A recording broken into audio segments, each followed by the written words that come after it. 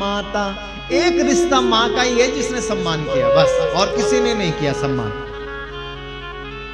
इसलिए माँ रोने लगी, माँ तड़पने लगी, मुझे लग रहा है कि मेरी बेटी आ गई है। और माँ कभी इधर जाए, कभी इधर जाए, कभी आगे कभी पीछे, और अचानक नजर पड़ी, अरे हाँ वो देखो ना, वो मेरी बेटी। अरे सती मैं यहाँ हूं, और सती जी वहां से भागी और माँ यहां से भागी, और दोनों मिले एक दूसरे से। तब रोए फूट फूट करके दोनों, माँ और बेटी।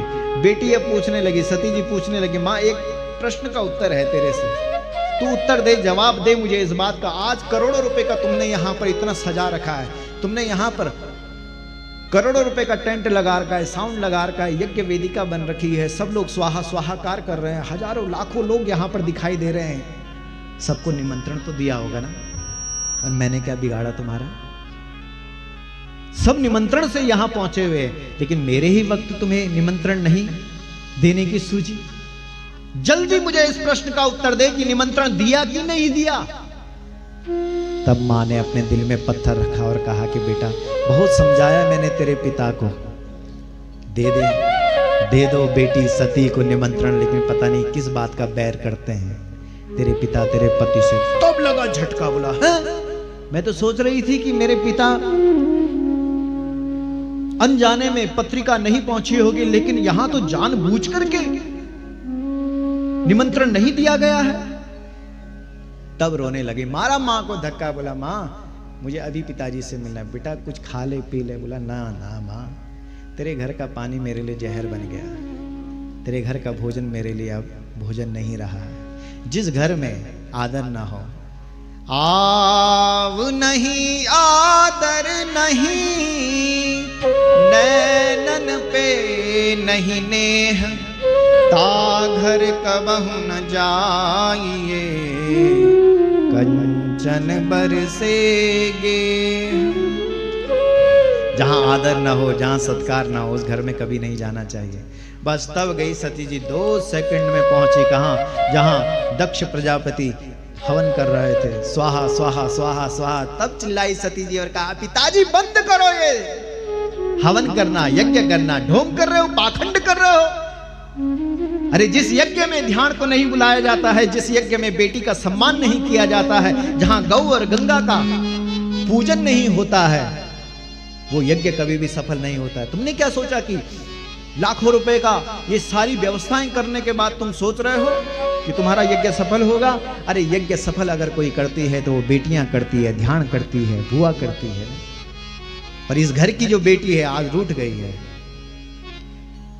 इसलिए हे पिताजी, सुनहु सभासद सकल मुनिंदा, कही सुनी जिन शंकर निंदा, सो फल तुरत लहब सब काहू, भली भांति पछताप पिता।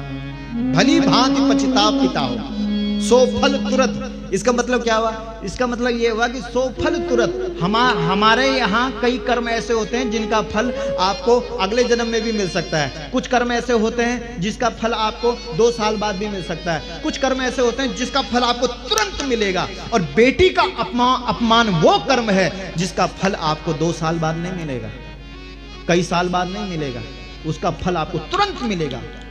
सो फल तुरत लहब सब काहू, भली भांति पछताब पिता। हे पिता, आज दुनिया के लोगों को पता लगेगा कि सबसे बड़ा जो पाप है, सबसे बड़ा जो अपराध है, वो बेटी का अपमान है।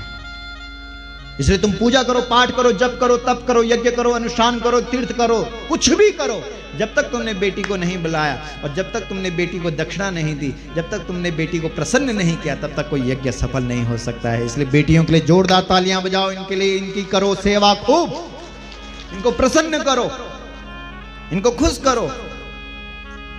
क्यों? ये खुश होंगी तो तुम्हारे यज्ञ का तुम्हें आशीर्वाद मिलेगा। तुम्हारे पितर तुम्हारे स्वप्न में आ करके, स्वर्गीय श्री बलबीर सिंह नेगी जी आपके स्वप्न में आ करके आशीर्वाद देंगे, वाह रे वाह, मेरी बेटियां खुश हो गई है, मेरी नहीं बहनें खुश हो गई है, वाह बहन पहुंच गई है, बेटी पहुंच गई है, बुआ पहुंच गई है, सब पहुंच गए, वाह आनंद आ रहा है। नहीं और ये बात किसने कही? सती ने कही। और देखते ही देखते सती ने यज्ञ कुंड में छलांग लगा दी और स्वाहा, हाहाकार मच गया। तब नारद जी पहुंचे भगवान शंकर के पास और शिव जी को कहा, महाराज कैलाश पर ही बैठा रहेगा क्या? पता भी है समाज में क्या हो रहा है। सती जी जल करके राख हो गई है। भगवान शंकर ने कहा, नहीं मानी तो हम क्या करें? तो तब कहा कि तुम्हारे गणों की वो पिटाई हुई। भगवान शंकर को अच्छा नहीं लगा। शिव जी ने कहा, यार मेरे गणों का क्या दोष था? इसलिए शिव जी ने पहली बार अपनी जटा को खोला, तब पछाड़ा। किस पर? पहाड़ पर। तब निकले वीरभद्र, जिनको हमारे यहाँ भैरव कहते हैं। बोलो भैरव भगवान की। तब भैरव भगवान जो वीरभद्र हैं वो क्षणों में पहुंचे हरिद्वार, और हरिद्वार में जाकर के जिसने जिस अंग से अपराध किया उसका वो अंग भंग कर दिया। और जो यज्ञ का यजमान था कौन? दक्ष, उसकी गर्दन मोड़ दी, तोड़ दी और हवन कुंड में छोड़ दी, स्वाहा कर दिया। तब सारे भागे भगवान भोलेनाथ के पास। शिव जी को कहा कि बचा दे प्रभु, हमारा यज्ञ सफल करवा दे। तो तब शिव जी आए। तो भगवान शंकर ने कहा, क्या चाहते हैं? बोला, हम यज्ञ के यजमान को पुनर्जीवित करना चाहते हैं, और वो आप ही कर सकते हैं। क्यों? क्योंकि आप मृत्युंजय के देवता।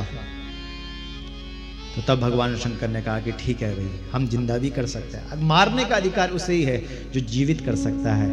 इसलिए भगवान शंकर ने कहा, इसने जब देखो जिंदगी भर इसने मैं मेरे बराबर कोई नहीं है, मैं कहा। और जो मैं करता है ना, यू म्यारू यू त्यारू, ये पूरी जिंदगी निकल गई। यू बोलना यू म्यारू यू त्यारू, यू म्यारू यू त्यारू, तब बनता अगला जन्म भ्यारू। यू ही तो कथा, और क्या है कथा? अब बनी कि नहीं बनी बताओ? बकरे का सिर जोड़ दिया, किसके धड़ पर? दक्ष के धड़ पर। और तब करने लगा स्तुति। किसकी? शिव जी की। अरे एक बार जब बकरा बन जाएंगे तब होगी स्तुति। अरे स्तुति होगी तो केवल मनुष्य जीवन से ही हो सकती है। इसलिए मैं मत बोलो, दोनों हाथ खड़ा करके क्या बोलो? मां।